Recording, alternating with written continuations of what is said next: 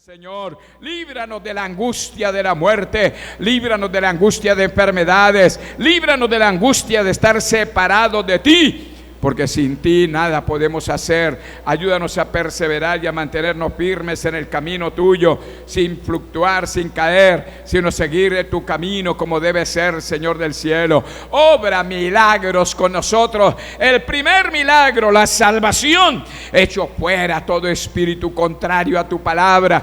Ato las potestades del enemigo. Declaro, Padre, que este lugar es lleno de tu gloria, lleno de tu gracia, y que nosotros somos bendecidos en gran manera. Satúranos con tu Santo Espíritu, satúranos con la gloria del Dios de Israel, satúranos con tu presencia inagotable, Dios mío. Por amor de tu nombre, sácanos adelante, Señor. Bendigo el hogar de cada uno, bendigo el hogar de esta mujer valiente y esforzada, bendigo el hogar de este varón, Dios mío. Llénanos de ti, Dios del cielo, por amor de tu nombre, saturándonos de la gracia restauradora, saturándonos de tu amor. Sumérgenos en tu río de bendiciones, Señor. Y ahora mismo toda sanidad y toda bendición de lo alto desciende sobre cada uno, Dios mío. Al entrar por la puerta de este lugar, todos somos guardados bajo la sombra del Omnipotente. Todos somos llenos de tu gloria, de tu gracia, de tu unción, de toda tu misericordia, Dios mío soberano.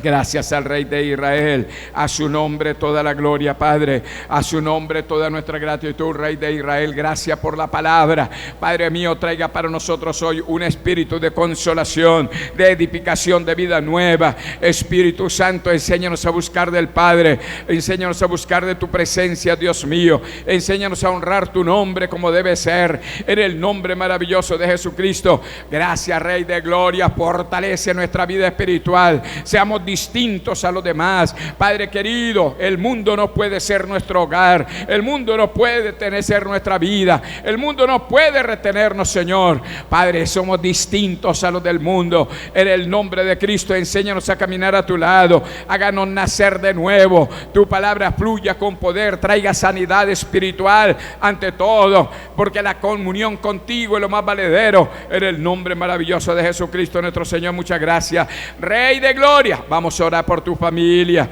vamos a orar por tus seres queridos, vamos a orar por los hermanos de todas las iglesias, para que la presencia de Dios nunca termine, para que Dios esté allí fortaleciendo la vida y los ministerios, las iglesias, en el nombre maravilloso de Jesucristo. Y este lugar sea lleno de tu gloria, Padre querido. Oramos por nuestros seres queridos, por nuestra familia, oramos por la familia cristiana, por todos los hermanos que han quedado en la casa, que están, Señor, allí en otros lugares. En el nombre maravilloso de Jesucristo, cada congregación, Dios mío, fortalécenos para ser útiles delante de ti. Y este lugar se llena de tu presencia, Dios mío. Nuestra familia llega a tus pies, nunca nos falte nada. Guárdanos, Señor, a nuestros seres queridos, guarda a nuestros hijos y los hijos de nuestros hijos, bendito Padre. Oramos por ellos, creemos en ti, nos tomamos de la mano tuya, creemos que tú puedes salvarnos, porque todo lo que pidiéramos al Padre en el nombre de Jesucristo de Nazaret será hecho. Hay milagros delante de ti, Dios mío, en el nombre maravilloso de Jesucristo. Muchas gracias. Gracias al Rey de Israel, a su nombre sea toda la gloria. Estemos de pie un momentito y levanta tus manos al cielo. Estemos de pie, démosle gloria y alabanza a ese Dios incomparable, al hacedor de prodigios. Padre eterno, gracias por este tiempo. Declaro bendiciones sobre esta mujer, declaro bendiciones sobre este varón, en el nombre de Cristo el Señor. Nuestro trabajo, nuestra economía, nuestras funciones laborales, nuestros hermanos tengan todo lo necesario en sus casas. Nunca falte tu misericordia ni la provisión tuya siempre. Nunca falte el trabajo, Señor, nunca falte la salud. Yo los entrego en tus manos y declaro toda bendición del cielo en el nombre poderoso de nuestro Señor Jesucristo. Muchas gracias, Rey de Reyes. Muchas gracias, poderoso Cordero de Dios, autor de la vida. Tu palabra fluye y nos enseña el camino en el nombre poderoso de Cristo nuestro Señor. Amén. Gloria a Dios. Gloria a Dios. Gloria a Dios. Gloria a Dios. A Él sea toda la gloria y honra. Jesucristo sea nuestro ayudador permanente. Él es el Señor que tiene misericordia de nuestras vidas. Ampáranos bajo la sombra del Omnipotente. No permita que adversidades y obras del enemigo maltrate nuestra vida, por amor de tu nombre, en Cristo el Señor. Amén. Tenga la bondad de estar cómodos, sentaditos, por favor, estemos ubicaditos. Me gustaría verlos bien adelante porque utilizamos el tablero, ¿no? Son las enseñanzas bíblicas doctrinales. Estamos estudiando y comprendiendo muchas cosas del libro del Apocalipsis. Total que me alegraría mucho, me gustaría que viniera bien adelante. Y si es necesario, prendemos el aire, no faltaba más. Prendemos el aire para que usted esté cómodo en el nombre del Señor, pero lo más importante es que pueda venir adelante. Amén. Bueno, los que no tienen el estudio bíblico, pues vamos a estar leyendo la Biblia. Estamos en el libro del Apocalipsis. Pero los que tienen el estudio bíblico nos favorece porque usted puede ir leyendo allí las citas, puede ir leyendo también los comentarios que tenemos allí. Y además porque usted puede guardar muy cómodamente los estudios para que los tenga allí en su mano. Gloria a Dios. La Biblia dice, la Biblia enseña, la Biblia dice, eso, prendemos el aire para que ustedes estén cómodos, alegres, felices. Lo que nos interesa es que usted esté bien, eso es lo más importante. Si puede venir más adelante, pues aquí está más fresco todavía, aquí bien adelante. Muy bien. Bueno, dice la Escritura en el libro del Apocalipsis, capítulo 1, que Juan estaba desterrado en una isla de un mar, del mar Mediterráneo, en una isla que es desértica y que estaba allí por razones del testimonio de Cristo, y que estaba un domingo, estaba allí en ayuno porque dice que estaba en el día del Señor. Y ya para esta época Juan es un anciano.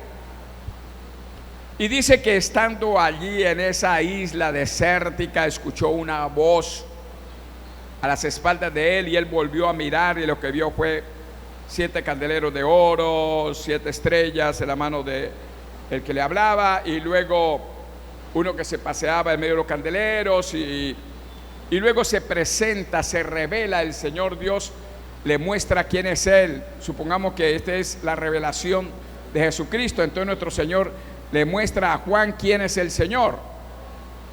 Y ahí habla que Él tiene ojos como llama de fuego, pies como de bronce refulgente, que Él tiene cabellos blancos como blanca lana, su vestido largo, y todo eso tiene una serie de enseñanzas. Pero luego, ya todo eso lo hemos explicado, pero luego nuestro Señor le dice a el apóstol Juan que escriba todo lo que va a revelarle, pero que ante todo, primero, antes de recibir la revelación de las cosas futuras, que le escribiera 7 cartas a 7 iglesias que estaban en el Asia Menor. Él está en el mar, está por allá en una isla, pero Él ordena, nuestro Señor ordena escribir unas cartas a unas iglesias que hay, a una iglesia cristiana que hay por allí. Y entonces ya estudiamos lo que nuestro Señor le manda decir a la iglesia de Éfeso, y ya estudiamos lo que nuestro Señor le manda decir a la iglesia de Esmirna, y ahora estamos mirando lo que Dios le manda decir a la iglesia de Pérgamo. Entonces, aquí lo que hace Juan es obedecer a lo que Dios le dice, y él comienza a escribir esas cartas. Entonces vamos a tener en cuenta a la tercera iglesia que se le envió la carta. Entonces supongamos que esta es la iglesia para la cual estudiamos hoy, aunque hace 15 días vimos una parte ya de la iglesia, pero más que la carta enviada a las iglesias fue enviada al pastor de cada lugar. Entonces supongamos que este es el pastor y está todo nervioso para saber qué es lo que le manda a decir el Señor. ¿De acuerdo? Entonces, Si tienen preguntas, solicítele unos papelitos a las hermanas Sugieres y luego ellas les entrega papel a ustedes, llena la pregunta y ya. Total, que pensemos que esta es la iglesia de Pérgamo, la tercera iglesia a la cual Pérgamo. Son ciudades que muchas de ellas ya no existen. Éfeso sí existe. Lo cierto es que nuestro Señor aquí está escribiendo la carta, el apóstol Juan, para enviársela a este pastor de la iglesia de Pérgamo. Y aunque ya estudiamos una pequeña parte, de todas maneras hagamos un breve repaso para entrar en la clase de hoy. Página número 15, los que tienen el estudio bíblico, los que no lo tienen, entonces vamos al capítulo 2, versículo 12 del libro del Apocalipsis. Y yo digo aquí a manera de comentario, dice: ahora el mensaje de Cristo va dirigido al pastor de Pérgamo, a quien le dice que él tiene una espada en su poder. Apocalipsis capítulo 2, versículo 12, vamos a estudiar ese primer versículo que dice lo siguiente: un caballero.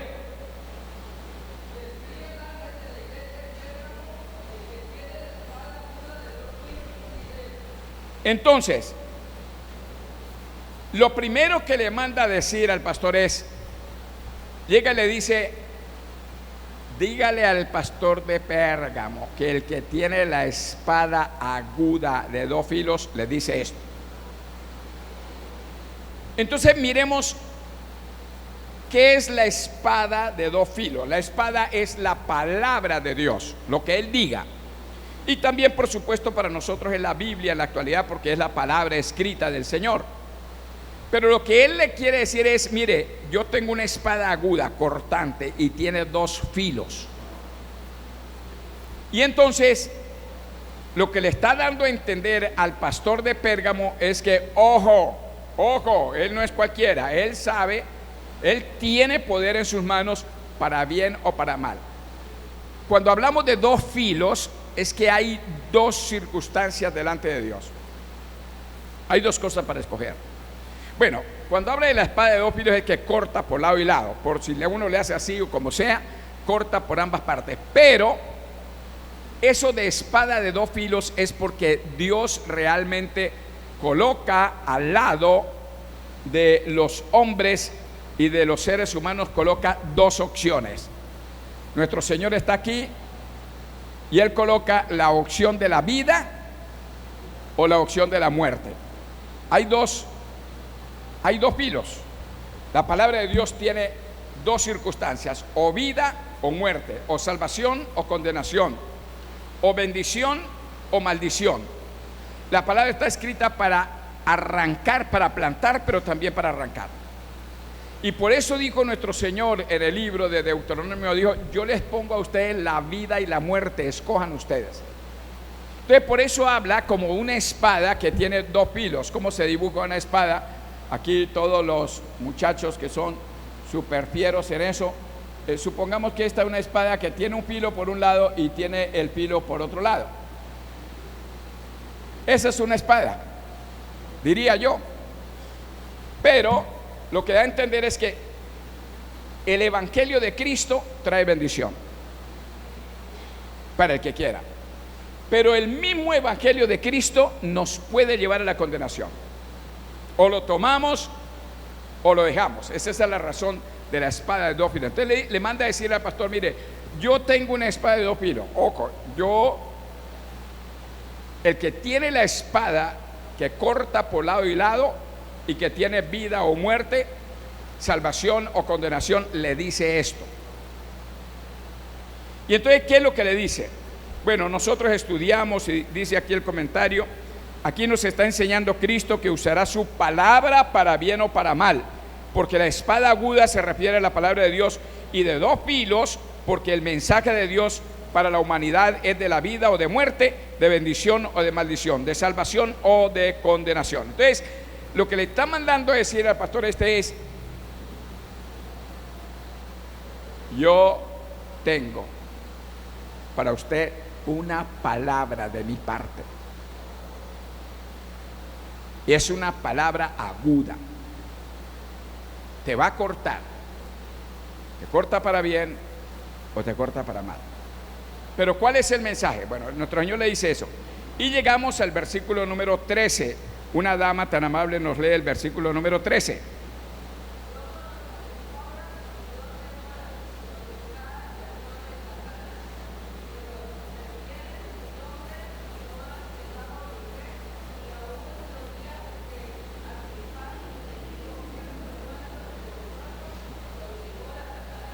Entonces, primero, yo conozco dónde vives.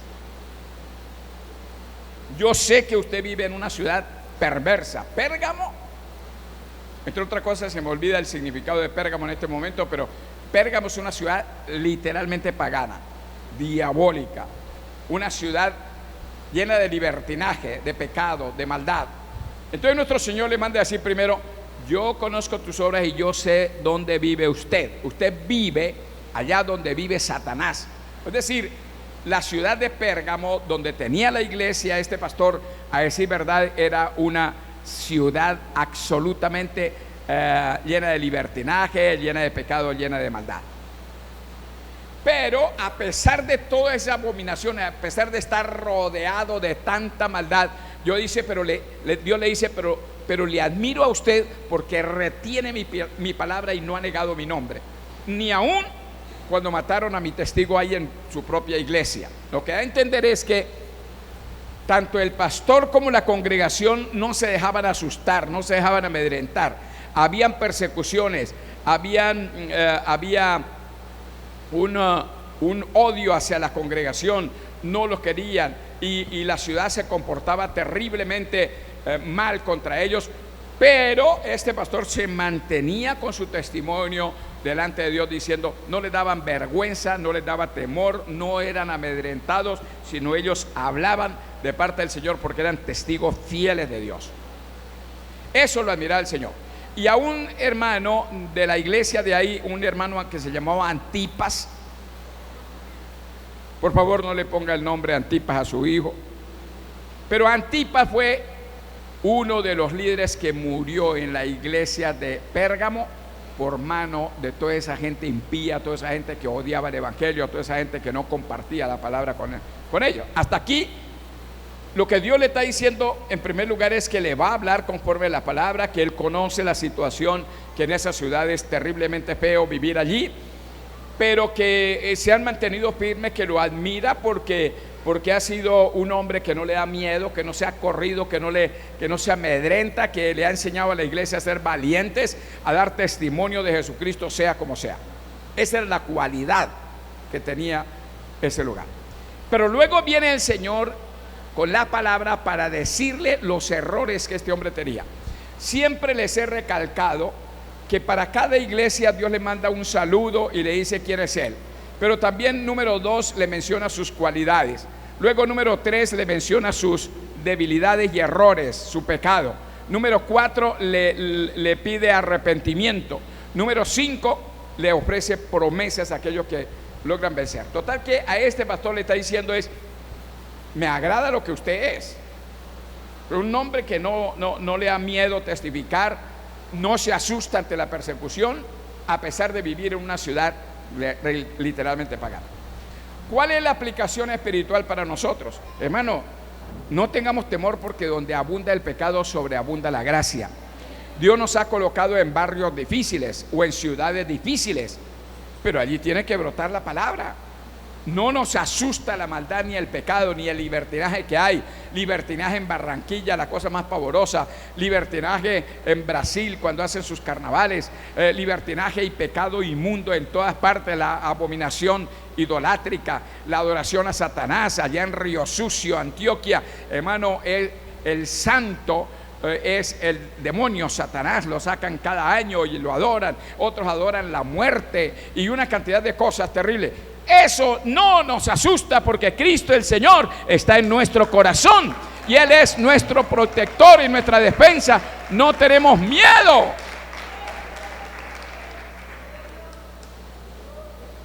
Esta semana vinieron, eso pasa en cada sectas y religiones falsas, pero Vinieron aquí dos mensajeros. El uno era directamente de ese hombre llamado, no me acuerdo, es del 666. Una doctrina abominable. David, mira eso, Miranda, ese tal Miranda, ese era un pastor sano, pastor colombiano bueno, de una doctrina sana, y se le metió el diablo y comenzó a decir que el 666 es un número de suerte y que luego Cristo, él es el representante de Cristo en la tierra, y llegaron con una cantidad de abominaciones y marcados por todas partes, y ellos creen que lo asustan a uno.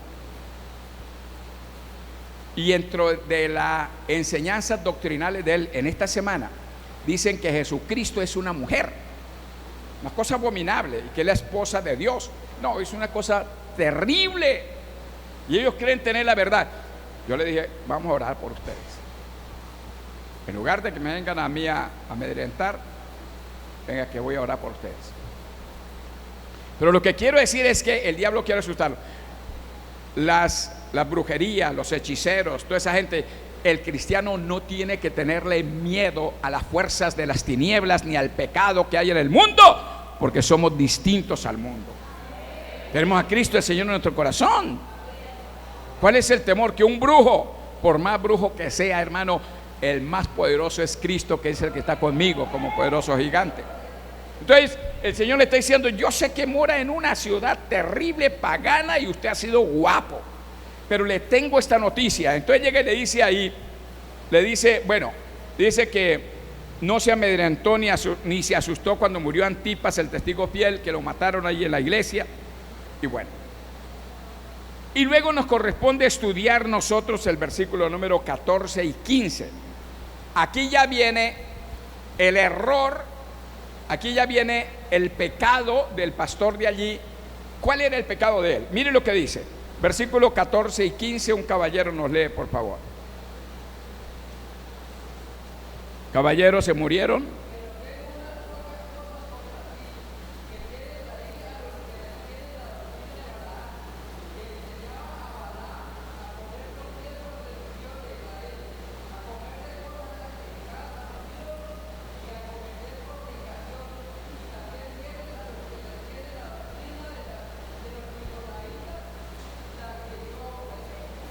¿Cuál era el pecado y el error de la iglesia en Pérgamo? Muy valientes los hermanos, testificaban, evangelizaban, hacían una obra, no se amedrentaban. Pero dentro de la congregación habían doctrinas de error. Y hermano amado, Dios nos libre. Hoy en día, hoy más que nunca, las iglesias se han llenado de una doctrina de libertinaje, una doctrina liviana. ¿Qué es la doctrina de Balaán? La doctrina de Balaán es una doctrina liviana que le dicen los hermanos, no, eso no hay problema, no se preocupe, que hermano, que si puedo venir con minifalda, sí, no hay problema, desde que Cristo mora en su corazón no hay problema. Que si los hombres podemos usar aretes, pastor, yo me pongo unos aretes porque es que como la costumbre, sí, no hay problema, eso no hay problema. Lo que importante es Cristo, el Señor en su corazón. Que yo voy a separarme de mi mujer, no hay problema, si usted no puede vivir con ella, no hay problema. Pero que me voy a casar con otra mujer, bueno, no hay problema. Yo no le veo problema. Lo importante es que tenga Cristo, el Señor en su corazón. Que voy a comer sangre, no hay problema con eso, hágale eso, Dios santifica los alimentos. Y una cantidad de enseñanzas livianas. Entonces la iglesia aprende a vivir un evangelio liviano. Llega diciembre y comienzan a decir, pero ¿qué tiene de malo un arbolito? Y ahí comienza el paganismo, la liviandad espiritual. Que el pesebre, pero ¿qué tiene de malo? Que los regalos, pero ¿qué tiene de malo? Que las luces, pero ¿qué tiene de malo? Todo, escúcheme bien, hermano, todo lo que se realiza en Navidad, bueno, en primer lugar es una actividad comercial. El comercio empuja eso porque sabe que vienen unas extraordinarias ventas y todo. Pero la religión se introdujo en el mundo llamado cristiano, en medio de la iglesia católica, y se acogió una cantidad de costumbres que eran literalmente costumbres y actos religiosos de otras religiones del mundo y luego se acogieron allí. ¿Sabe por qué dicen que Jesucristo nació el 24 de diciembre? Porque una religión dice que el nacimiento del Hijo del Sol era un 24 de diciembre. Y entonces dijeron, bueno, como nosotros también creemos que Jesucristo nació de la Virgen María, pues también, entonces acojamos eso y hacemos un solo Dios y hacemos una sola fiesta. Eso del árbol de la Navidad es una tradición pagana, y lo de los adornos navideños, todo eso. Pero uno comienza a decir, ¿pero qué tiene de malo eso? Y los hermanos cristianos aún de esta congregación, donde les enseño todos los días, vaya con Navidad y verán. Cuidado, nos metemos con Navidad, porque entonces se van a poner bravos, se van a poner disgustados, no van a volver a la iglesia, etcétera, etcétera. Pero la verdad es esa. Hay un libertinaje, hay una liviandad espiritual que quiere lo que hacía Balaam, tratar de maldecir al pueblo, tratar de que ellos fornicaran espiritualmente, buscando otro Dios que era de otra nación, y que también comer sacrificado a los ídolos. ¿Qué es lo sacrificado a los ídolos? Todo lo que se le dedica a un ídolo, todo lo que participe uno con la dedicación de un ídolo es abominación contra Dios. Y en Colombia está lleno eso, porque en Colombia cada pueblo tiene un Dios y le hace una celebración anual. Aquí el patrón religioso de Cali se llama Santiago. Entonces le hacen unas fiestas anuales, y aquí no se nota mucho, pero en los pueblos ellos salen las procesiones y todo el cuento, y ahí hacen toda clase de comidas y todos participan y ya. Y luego, ¿para quiénes son las fiestas de Navidad? Para un dios mitológico que se llama Noel. Un dios mitológico que es Santa Claus. Comenzó por Santa Claus, comenzó por todo esto, y ahora se constituyó que él es el que hace milagros, que él es el que le da regalos a todo el mundo, que él es el que... Vea usted las películas de Santa Claus y las películas de Navidad. Ahí estamos viendo a Santa Claus haciendo milagros por todas partes, y ese es el Dios, y todo se le dedica a él. Los manteles, los cojines, la loza, la comida, las galletas, todo a Santa Claus. Ahí está Papá Noel por todas partes. Papá quiere decir el Dios, nuestro Padre. Pero entonces buscan a Noel. Y los cristianos lo llevamos en carteleras, lo ponemos allí en las ventanas, y lo ponemos allí, lo ponemos... Bueno, entonces, ¿qué? ¿No estamos haciendo peor? Claro que sí. Pero hay de que se mencione eso en las iglesias, entonces todo el mundo dice no. Van para otras congregaciones que sí dicen no, pero ¿cuál es el problema? Total, que lo que había allí era una cantidad de enseñanzas espirituales que no eran serias delante de Dios. Habían doctrinas de error infiltradas. Y dice que aparte de la doctrina de Balaam, también tenían a la doctrina de los nicolaitas. ¿Qué son los nicolaitas? Los nicolaitas es un hombre que vivió en el siglo I, a finales del siglo I, a eso del año 80 al año 100 de nuestra era cristiana. Un cristiano que por primera vez enseñó que Jesucristo era Dios, pero que Padre no existía y que el Espíritu Santo no existía. Fue el primero que surgió con la doctrina de los unitarios. Y dice: usted también retiene allá la doctrina de los nicolaitas, la cual yo aborrezco. Entonces, si vemos esos dos textos bíblicos, esos dos versículos bíblicos, ¿cuál era el problema que había en la iglesia de Pérgamo? Una liviandad espiritual, unas doctrinas que no eran radicales para con Dios, y el Señor abominaba eso. Dios se pasea todas las noches en medio de las iglesias. En medio de nosotros se pasea cuando hay reunidos 12 o 13 en el nombre del Señor. Allí está nuestro Señor. Pero terrible, porque luego el Señor se ve en que nosotros no somos lo suficientemente fieles, responsables, sino que nosotros guardamos una cantidad de cosas en nuestro corazón. Viene la despedida del año, entonces nos vamos con el patrón, y el patrón nos dice: mire, una vez al año tomémonos unos tragos y por la despedida. Y el cristiano dice: bueno, como es uno nada más, entonces hagámoslo. una cerveza, y como llegó la mamá y llegó el papá, que hace rato no nos mirábamos, entonces nos abrazamos, y los familiares inconversos comienzan a decirle en diciembre a uno: pero ¿cuál es el problema? Yo vine de lejos para visitarlo y ahora usted va para la iglesia. Entonces uno comienza a decir: bueno, por no llevarle la contraria, entonces voy a estar aquí. Y llega la suegra, llega todo el mundo y lo abrazan a uno, y es a quererlos arrastrar hacia el mundo inconverso, en lugar de que el mundo inconverso traiga a la gente a los inconversos. Por Dios, nos estamos dejando ganar.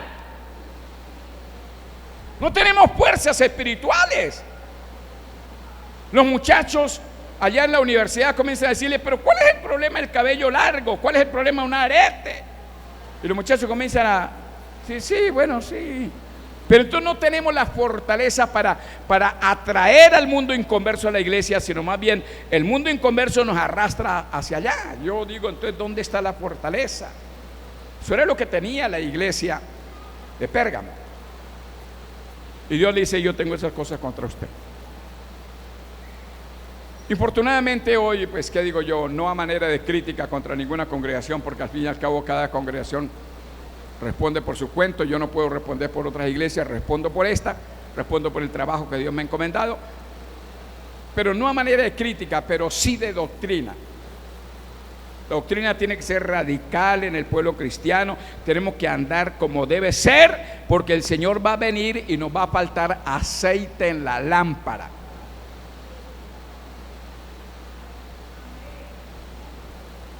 Y aquí hay algo para mencionarles que nunca lo he mencionado, pero lo menciono ahora.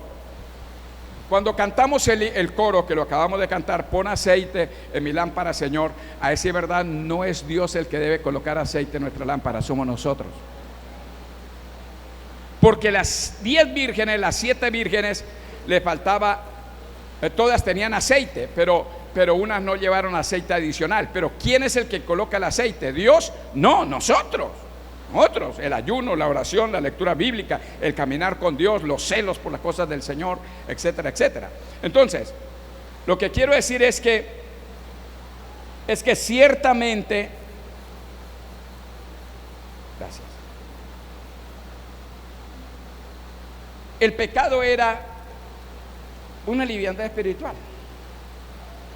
unas doctrinas que no se ajustaban a la palabra de nuestro Señor. Hoy los adolescentes y jóvenes son arrastrados por los amigos, las amigas, compañeros de estudio, el compañero de barrio, y se nos llevan nuestra familia, hermano.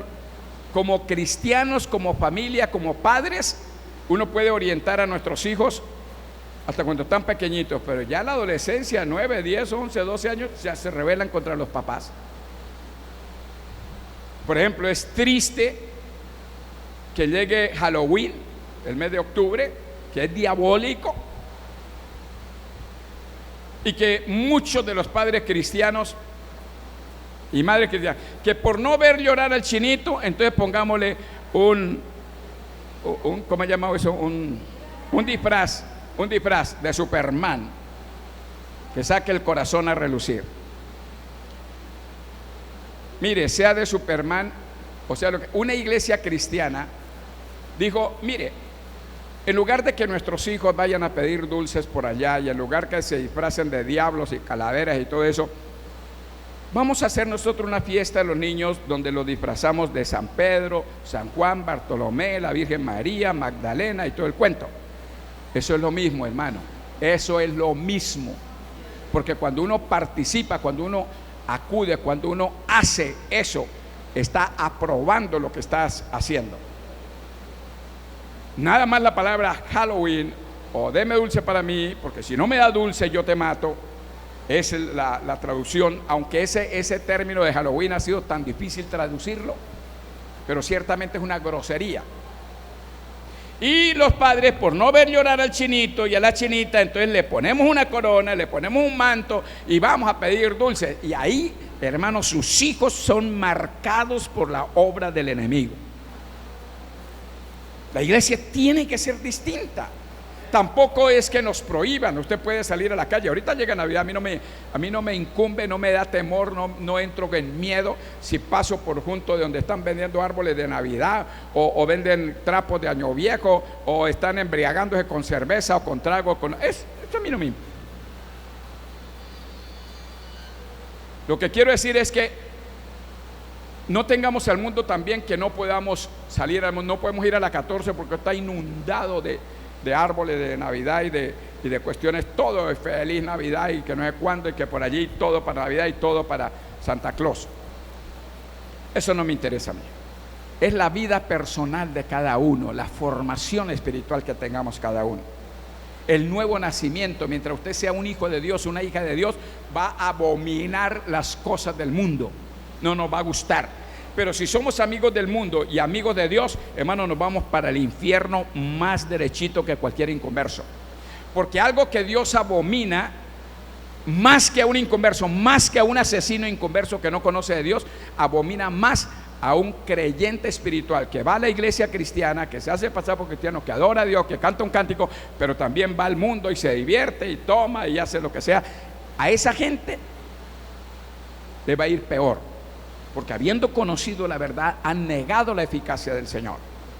Entonces, lo que quiero decir es que la iglesia de Pérgamo, semejantes valores espirituales que tenían, hay unos valores doctrinales absolutamente negativos. Nuestro Señor dice: pare con eso. Infortunadamente el tiempo se nos fue y voy a leer unas preguntas y se acabó el asunto.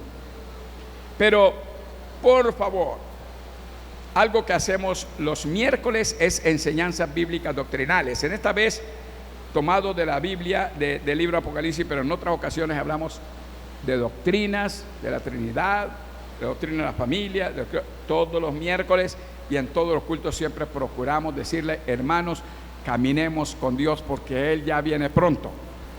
Cuando venga el Hijo del Hombre, hallará fe en la tierra. Terrible. Miles de personas creyentes del Evangelio se van a quedar y usted no puede quedarse, hermano. No desaproveche la oportunidad que tenemos hoy. Vamos a orar. No adelantamos nada, la verdad. Pero ¿qué hacemos? Soberano Padre Celestial, tenga misericordia de mí, misericordia de mi familia, misericordia de nosotros como congregación. Todos los que hemos venido esta noche, te ruego que nos guardes del mal, soberano Dios, que nuestros hijos sean salvos, que nuestros hogares marchen bien, Padre querido, porque cuando somos verdaderos cristianos hay paz en nuestros hogares, hay comunión contigo, hay prosperidad y hay bendición, hay salud física y espiritual. Padre mío, gracias por estos hermanos valientes que han venido hoy con sus familias. Los bendecimos, los entregamos en tus manos. Señor, obra paz, obra bendición en cada uno. Señor, por la sangre preciosa de Jesucristo, reclamo la victoria en esta noche. Amén, y amén, y amén, y amén. Voy a contestar unas preguntas que me han llegado aquí y luego terminamos. La pastora viene para terminar la reunión de hoy. Ya le recibo, hermanita.